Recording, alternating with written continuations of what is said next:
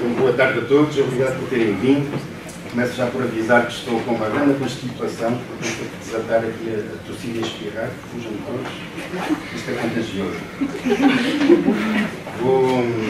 Vou-vos apresentar o programa de mitigação de risco de incidentes com tubarões desenvolvido no Brasil. Este projeto conduzido durante o meu doutoramento. Doutoramento esse foi feito na Universidade do Algarve, em colaboração com a Universidade Federal Rural de Pernambuco, onde esta situação toda acontecia. Portanto, Recife é provavelmente o recordista mundial de números de ataques de tubarão por unidade diária. A situação é que ocorreram 64 incidentes em cerca de 25 anos, produzindo 24 fatalidades. Isto, mais ou menos, para a nossa realidade, traduz-se em vocês imaginarem a Costa da Caparica com 3 pessoas mortas por ano nos últimos 25 anos. Portanto, uma mudança drástica de utilização de praia e com sérios riscos socioeconómicos, por conta, principalmente, destas duas espécies, o tigre e o cabeça-chata.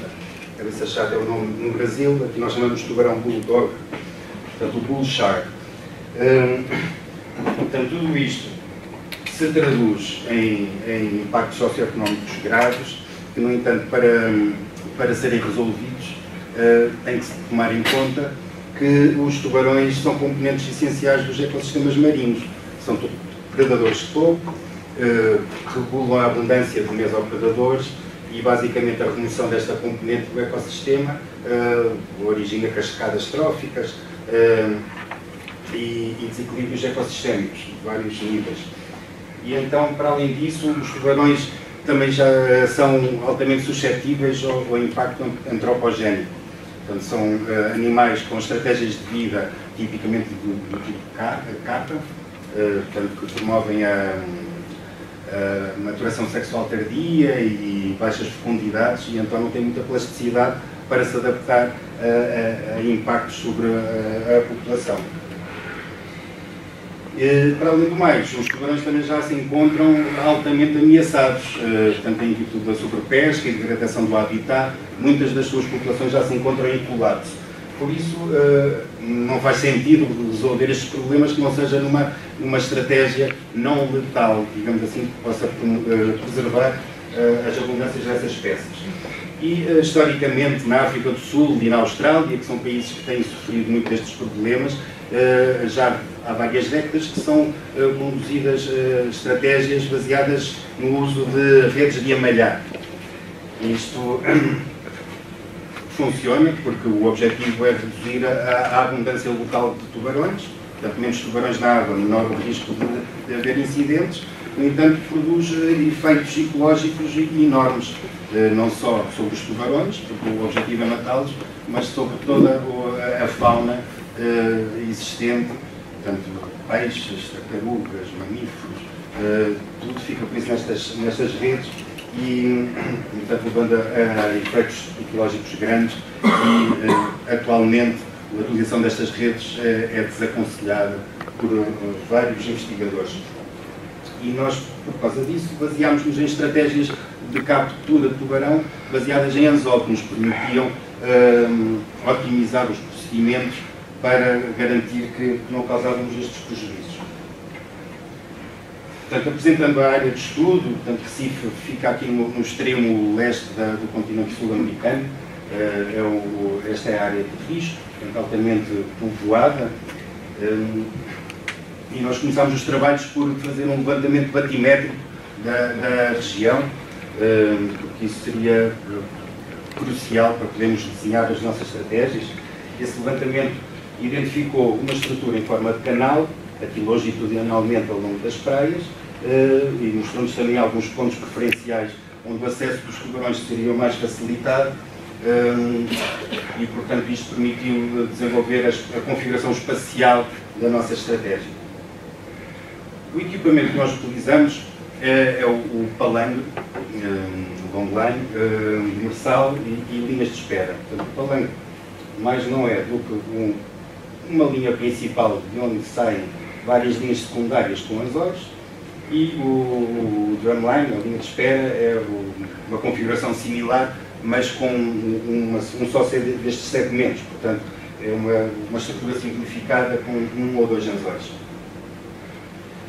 E fizemos então a nossa otimização do aparelho de pesca para maximizar a sobrevivência. Portanto, fizemos testes a comparar o desempenho de anzóis circulares que evitam portanto, ferimentos na estrutura interna do animal, com estes anzóis J tradicionais e que geralmente causam bastante mortalidade. E também fizemos comparações a nível da localização do aparelho, do anzol na coluna d'água. Portanto, verificámos também que os anzóis a meia água tinham muito menos bycatch e eram mais seletivos para tubarão, e foi com essa configuração que nós passámos a trabalhar. Portanto, o raciocínio da nossa estratégia foi que, inicialmente, seria necessário interceptar os tubarões antes que eles chegassem à área de risco. Temos aqui esse mapa da nossa área de risco. Tentámos então estabelecer escudos com o nosso aparelho de pesca, em que os palanques ficavam do lado de fora e as linhas de espera mais junto da praia, com um esforço de pesca grande, 250 anzóis na água por dia e um trabalho contínuo de 5 dias por semana ao longo do ano todo, sem interrupções. Isto focado à volta do fim de semana, porque é justamente os picos de utilização de praias. E é um trabalho muito duro, que contávamos, portanto, com uma equipa de pescadores profissionais para o efeito e com uma embarcação com algum equipamento pesado, porque isto aqui, ao fim e ao cabo, eram 4 km de cabo, não é fácil andar a trabalhar à mão com isto, e este tipo de aparelhos garantimos agilidade e eficácia. Ora, uma vez interceptados os tubarões, a ideia era levá-los para fora da área de risco, portanto, removê-los da área de risco e não das suas populações, como era o pressuposto das outras estratégias com rede de emalhado. Portanto, isto parece um pouco rudimentar, e é realmente, as condições de trabalho não eram as melhores, mas lá conseguíamos montar tanques com água em cima do barco, onde punhamos os tubarões e os transportávamos então algumas milhas para offshore, no intuito de depois nos libertar nessa região. Colocávamos marcas, transmissores, e soltávamos, levíamos ao mar. Estas marcas eram essenciais para nós podermos ter uma noção do que é que acontecia depois. Portanto, são marcas que nos permitem rastrear os animais. A primeira das marcas que nós usávamos, isto eram tudo marcas usadas em simultâneo, a primeira era só uma marca convencional, tipo marca de gado, tem um número único para identificação. Em caso de recaptura do tubarão, sabíamos exatamente qual é que era o indivíduo capturado. Usávamos também transmissores acústicos. Estes transmissores emitem sinais ultrassónicos, indetectáveis para o humano ou para o tubarão, mas vão ser detectáveis por o receptor acústico correspondente. Inseríamos esses transmissores dentro da cavidade celómica dos tubarões, por via de cirurgia, que era a forma mais eficaz e menos chata para o tubarão, porque andar com os piercings do lado de fora cria um bocado de problemas. E os tubarões reagem muito a este procedimento, não é preciso dar anestesia, cicatrização era sempre boa, tivemos até a oportunidade de tirar os pontos a alguns animais que recapturávamos no percurso. E usámos ainda transmissores de satélite, isto porque os transmissores acústicos são bons, mas precisam de um receptor no lugar para poder identificar o tubarão, e aqui o que faz de receptor é o satélite, e então, por onde quer que fosse o tubarão, teríamos capacidade de o seguir. Este tipo de transmissor, que chamamos de PSAT, Pop-Up Satellite Archival Tag, isto basicamente é um data logger que fica a registrar a profundidade, a temperatura e luminosidade ambiental a cada segundo, assim programado, e depois, passado um determinado período de tempo, solta-se o animal, ascende à superfície e transmite os sumários de dados coletados. É muito eficiente, principalmente para medir o comportamento vertical, apesar de também dar boas informações em relação ao movimento horizontal, mas para isso é preciso fazer cálculos, porque é tudo baseado na luminosidade ambiental, que nos vai permitir fazer uma estimativa da longitude e latitude em que o animal se encontrava. Este outro transmissor, do tipo SPOT, ele é muito eficiente para dar informação horizontal, portanto, deslocamentos horizontais, mas exige que o animal venha à superfície. Portanto, só funciona com espécies que venham à superfície rotineiramente, e nós ficámos a saber que o tubarão-tigre, neste caso, era uma dessas espécies, com a utilização da PSAT. Portanto, este transmissor é colocado então aqui na dorsal do tubarão, de forma que, quando ele vem à superfície, a antena sai da água e transmite a posição em tempo real. Aqui vale o oportuno eu informar que nós, a certa altura, expandimos as operações para a área marinha protegida Fernando Noronha, que não fica tão longe de Recife. Isto devido à elevada abundância de tubarão-tigre nesta região, que nos permitia acessar a dados ecológicos com maior eficiência. Aqui conduzimos o mesmo procedimento, apesar da questão dos ataques não se aplicar aqui em Noronha, mas utilizamos o mesmo equipamento, em formatos reduzidos, e fizemos tudo parecido, mas sem transportar os animais, porque não havia necessidade. E isto foi bom até porque como é um lugar mais fotogénico e a operação era mais limpa, permitiu-nos montar um videozinho que descrevia um pouco melhor as operações, e então eu vou passar a apresentá-lo.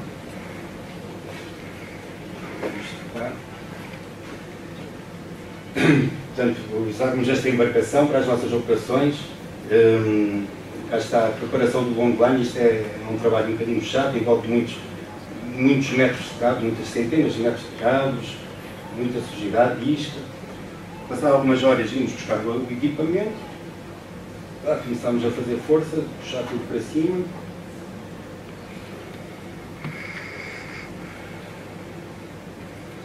Esta parte agora um bocadinho mais, porque era mesmo muitos metros de cabo. E finalmente aparece um tubarão.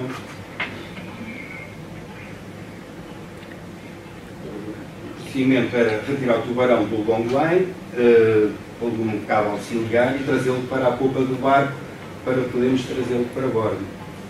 Nem sempre era fácil convencer o tubarão e vir a bordo era essencial.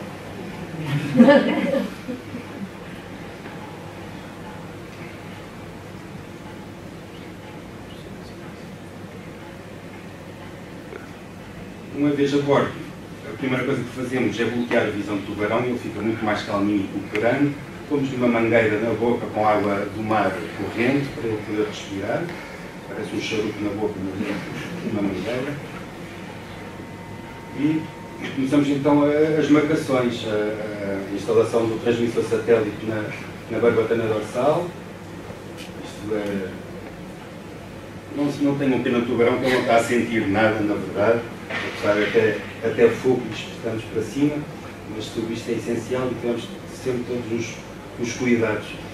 Portanto, a instalação do transmissor acústico pela cirurgia. Se alguém se aleijar, já sei dar pontos, é só chamar. A instalação da marca convencional externa. Isto nos permite identificar o tubarão rapidamente. Tiramos-lhe o anzol. Estes procedimentos são coisas que demoram 5, 10 minutos, é tudo muito rápido e como vão poder ver, geralmente os tubarões saem satisfeitos por nos terem conhecido.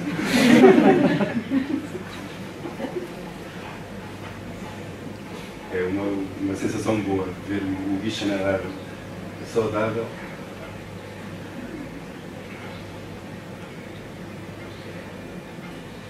Havia sempre alguém na água para acompanhar este processo. Aconteceu 2 vezes, o bicho não saiu tão bem, ficar assim um bocadinho titubeante e tivemos que o empurrar, nadar com ele para ele poder respirar um bocadinho, avivar e depois seguir a sua vida. Enfim, agora.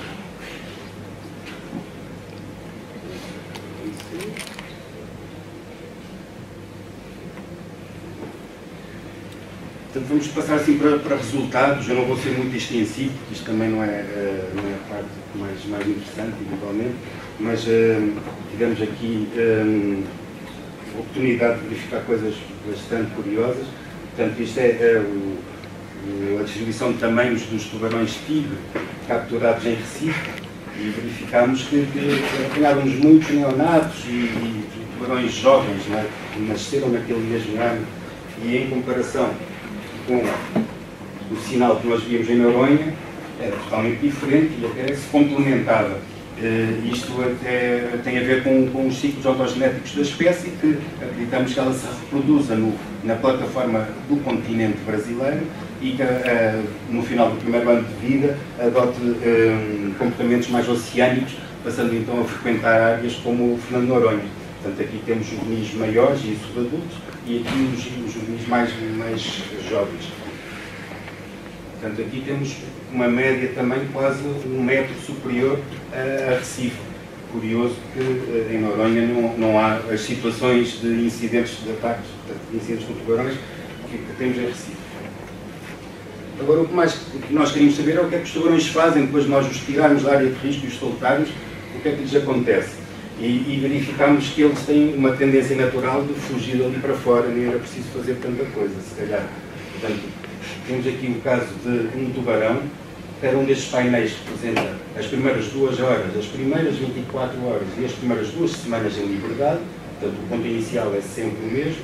E o que é que nós verificamos? Que o soltámos, eu passo um bocadinho na superfície, estávamos a visualizá-lo, tenho aqui os vídeos para comprovar, e depois caí para o fundo. Eu acho que ele estava cansado e ficou a descansar um bocadinho no fundo. Recuperou em alguns minutos e depois começou a nadar no seu comportamento normal. Esta espécie nada assim neste formato de ioiô, tipicamente, e neste primeiro painel não é possível ver isso com clareza, mas aqui já começa a ser possível ver que a profundidade dos mergulhos começa a aumentar, até que chega a esta linha tracejada dos 60 metros, que eu pintei aqui só porque é a quebra do talude, nesta profundidade, e então começa a passar para o ambiente oceânico. Aqui neste último dá para ver isso perfeitamente, a profundidade a aumentar e depois um comportamento totalmente diferente. Portanto, o animal ia embora de...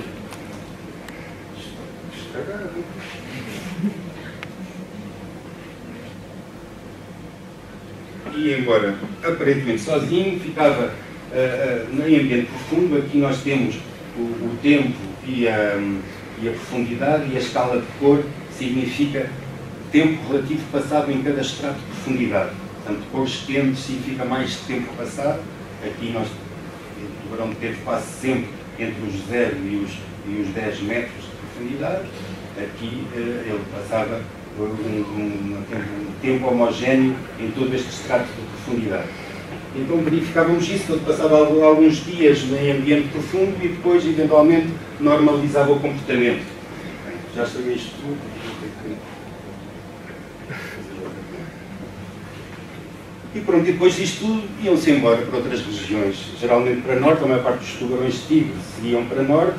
Tivemos tubarões que fizeram grandes movimentos, outros movimentos menorzinhos, mas pronto, a distância do Recife até aqui ao estado da Paraíba e do Rio Grande do Norte é considerável, e eles chegavam lá num mês, já estavam a centenas de quilómetros de distância de Recife.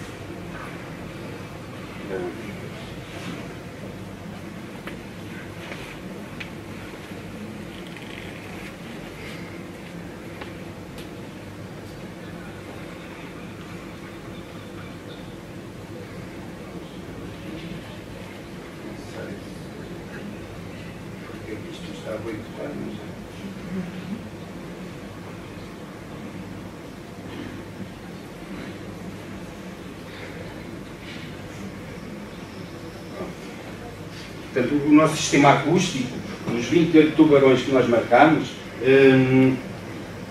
conseguimos auferir 72 detecções acústicas. Portanto, nós temos os detectores na área de risco e a presença dos tubarões foi verificada 72 vezes, isto 6 meses depois dos tubarões serem libertados, e na verdade foi só 2 tubarões em que isso aconteceu. Portanto, no modo geral, verificámos que os tubarões não regressavam a Recife depois de os ter retirado ali, o que de certa maneira valida o nosso raciocínio inicial, porque não faria sentido nenhum se nós tivéssemos a tirar os tubarões da área de risco e eles imediatamente depois voltassem para lá, aí talvez tivéssemos que os sacrificar mesmo. Mas neste caso não era necessário, bastava removê-los da área de risco e eles seguiam a sua vida sem importunar ninguém ali na região. Vamos agora abordar os resultados de Noronha, portanto, similarmente, estes foram principalmente conseguidos com a spot, e verificámos também essa tendência dos tubarões fazerem grandes movimentos, a maior parte das vezes aqui para o continente sul-americano, mas estamos a ter tubarões aí para o hemisfério norte, e um deles, o tubarão vermelho, que foi para a África, sendo inclusivamente capturado por pescadores da Costa do Marfim. Nós sabemos isso, porque a certa altura as transmissões estavam a vir de um porto em terra, não é? Portanto, ali em Abidjan. Tentámos recuperar o transmissor, contatar amigos para saber mais sobre o que é que pescou o tubarão, mas não foi possível. E para além do mais, apesar desses movimentos de larga escala, verificámos também que esta espécie tinha um comportamento de residência em Fernando de Noronha muito elevado em comparação com o Recife. Nós tivemos 3 ordens de magnitude mais detecções, ou seja, lá tivemos 72 detecções, e aqui tivemos 53.470 detecções com 19 tubarões. Isto são números desatualizados, porque entretanto eu tenho uma equipa que está neste momento em Fernando de Noronha a tratar do desenvolvimento do projeto, e na verdade nós já vamos com 137.000 detecções de tubarão-tigre em Noronha. Portanto, dá para ver perfeitamente que num lado os tubarões só estão de passagem, no outro lado eles residem bastante. O motivo por eles ficarem a residir aqui tanto tempo, às vezes na ordem maiores de mais de 1 ou 2 anos, eu acredito que seja por conta das presas preferenciais desta espécie. Eles gostam muito de tartaruga e de mamíferos, e aqui as ações de conservação que têm sido focadas principalmente nestas espécies levam a que a abundância seja muito elevada. Portanto, às vezes a conservação tem esta coisa: nós queremos conservar algo, mas não estamos a conservar o ecossistema, estamos a conservar uma espécie, e essa espécie depois vai criar determinados desequilíbrios para os padrões naturais, e que no caso tem consequência de convidar os tubarões-tigre a permanecer mais tempo por ali. Nem de propósito, Fernando de Noronha está a começar a ter problemas de incidentes com o tubarão desde 2015. Para finalizar, porque também temos muita coisa para fazer a seguir, só apresentar então os resultados práticos da nossa estratégia de mitigação. Portanto, durante o percurso todo, o projeto foi em 2004, durante o percurso havia sempre interrupções, porque faltava financiamento, era preciso renovar convênios, e então tivemos aqui uma janela de 23 meses em que o programa estava parado. Durante essa janela, não foi contínua, não foram 23 meses seguidos, eram espalhados ao longo do tempo, mas aconteceram 10 incidentes, portanto, traduzindo-se numa média de 0,43 incidentes por mês. Ao passo que o tempo que nós estamos a trabalhar, totalizou 73 meses, ocorreu um só incidente, portanto, uma taxa muito inferior, que traduz em uma redução de 97% da taxa de ocorrência de incidentes com tubarão em Recife. Portanto, isto é um resultado muito positivo e superior das estratégias baseadas em rede primária. Ao mesmo tempo, produzimos impactos ecológicos mínimos, não é? Graças à nossa alta seletividade para tubarões e de baixa mortalidade, e também conseguimos adquirir dados de elevada qualidade com animais vivos, o que é difícil de se conseguir, mas extremamente informativo. E então, a conclusão geral é que o programa é eficaz e ecologicamente responsável para lidar com estas questões de incidentes com tubarões. Portanto, está tudo publicado aqui neste artigo simpático, posso disponibilizar, se vocês assim quiserem, e assim encerro os trabalhos. Muito obrigado pela atenção.